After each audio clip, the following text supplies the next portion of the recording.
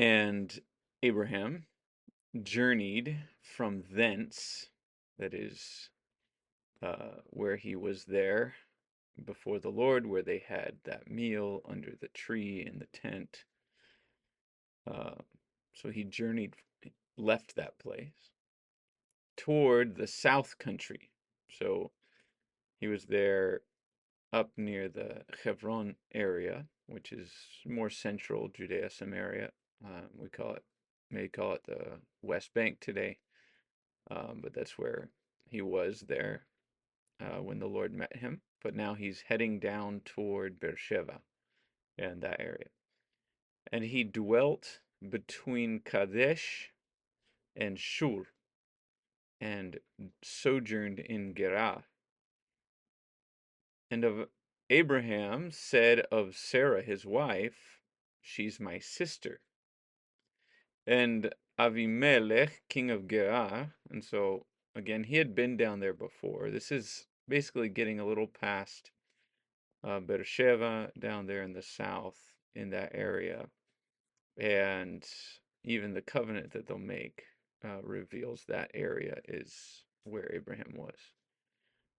So he says, she's my sister. Of course, we find out that that's partially true, but he did it out of fear. It's one of those things that Abraham hasn't yet grown out of, in a sense. All right, continuing. This is not to be a sermon. Sorry. She's my sister, he said, and Abimelech, king of Gerar, sent and took Sarah.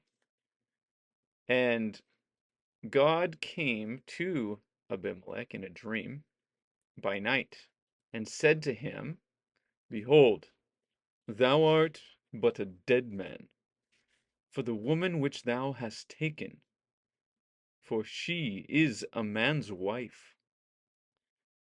But Abimelech had not come near her, and he said, Lord, wilt thou slay also a righteous nation?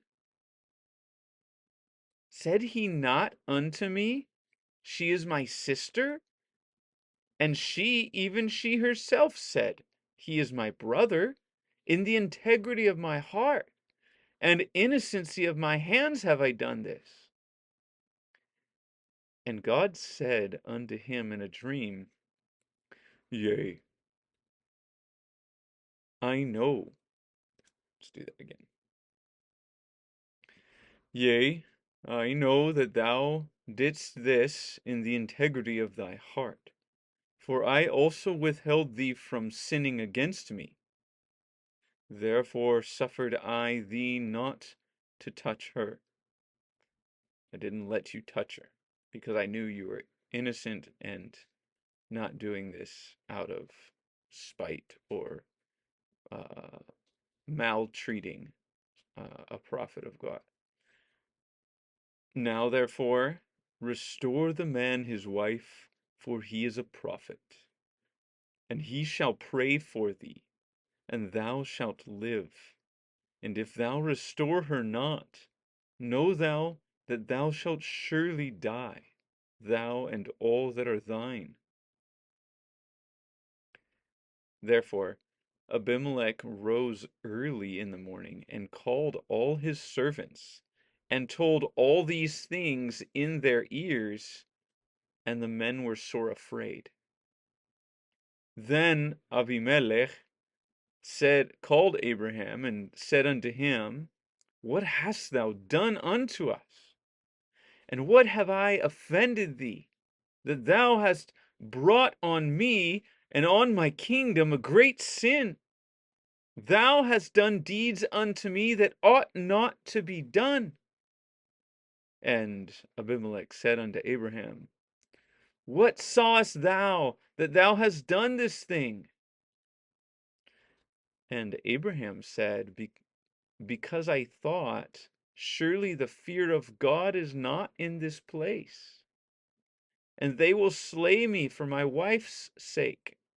And yet indeed she is my sister.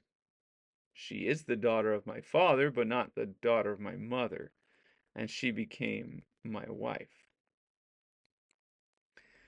So in fear, Abraham responded. In fear, he spoke to Abimelech and became a poor witness of God, being a prophet of God.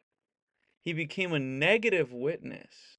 And even Abimelech had acted, in a sense, more righteously than Abraham. And yet, God still held Abraham as a prophet, but he would teach him through this that he ought never do such a thing and respond in fear, speak in fear. The problem also is that Isaac learns this behavior as well. It's a sad thing that many times the servants of God cause the Gentiles to blaspheme. We must grow out of this as Abraham would learn to. We don't need the world rebuking us for the way that we walk in faith.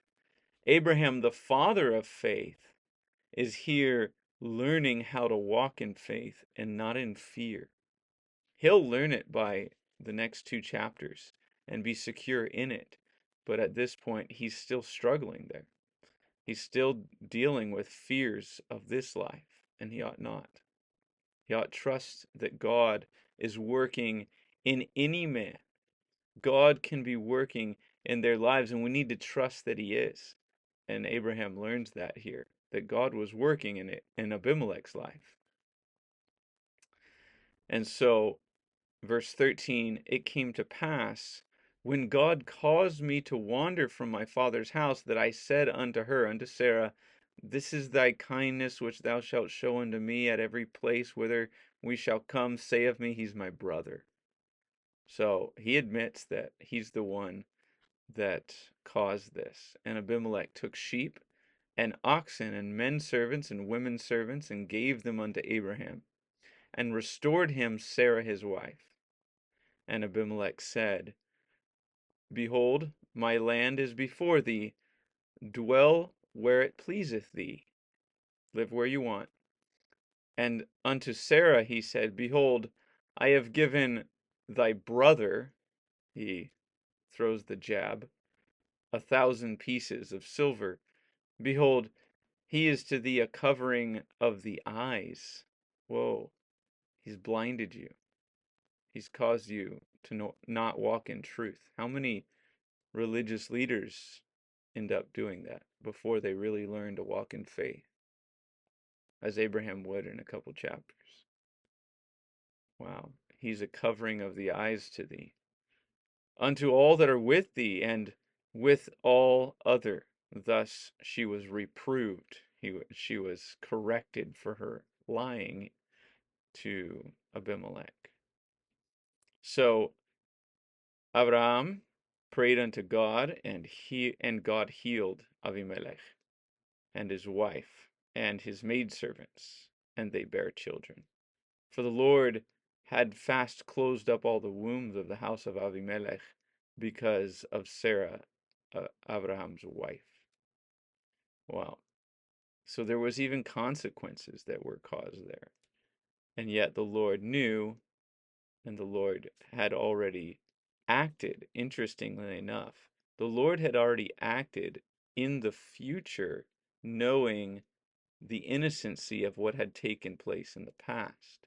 And so his foreknowledge allowed that even Abimelech would learn to respect and honor God, even through, in a sense, Abraham's mistake. So God still uses this, that both of these begin to learn they must respect God, no matter if it's their culture or not.